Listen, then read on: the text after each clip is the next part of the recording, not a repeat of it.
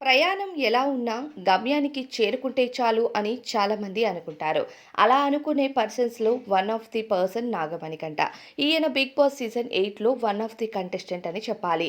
ఈయన్ని చూసినప్పుడు గత సీజన్‌లో పల్లవి ప్రశాంత్‌ని అందరూ గుర్తు చేసుకున్నారు. పల్లవి ప్రశాంత్‌ల సింపతి గేమ్ ఆడుతున్నారు అంటూ టార్గెట్ చేసి బయట ఈయన పైన ఎన్నో రకాల ట్రోల్స్ కూడా జరిగాయి. అయితే ఈ వారం మొదటి వారం నామినేషన్స్‌లో 6గురు కంటెస్టెంట్స్ ఉండగా అందులో నాగమణికంట కూడా ఒకరు. అయితే నాగమణికంట ఈ వారం ఎలిమినేట్ అయి బయటికి వస్తాడు అని అందరూ అనుకున్నారు. కానీ అందరికంటే ఎక్కువ ఓటింగ్ నాగమణికంటకు జరిగింది. విష్ణుప్రియ తరువాత సెకండ్ లిస్ట్‌లో నాగమణికంట ఉన్నారు. నాగమణికంటకు అంత ఓటింగ్ ఎలా జరిగిందబ్బా అంటూ చాలామంది షాక్ అవుతున్నారు. ఇక నాగమణికంట వాడిన ఒక మెడిసినే సింపతి. సింపతి గేమ్ కొంతమందికి నచ్చకపోవచ్చు.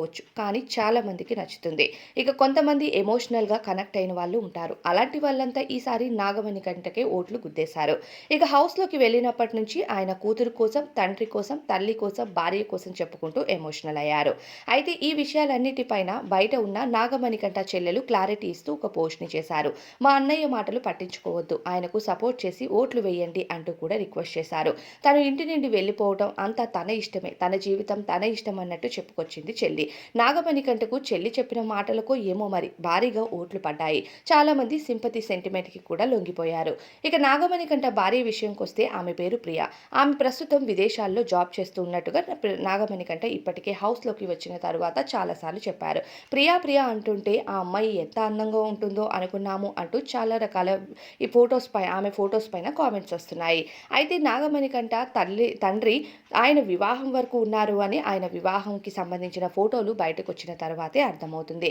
చెల్లి, తండ్రి అందరూ కూడా నాగమణికంఠ వివాహంలో కనిపించారు.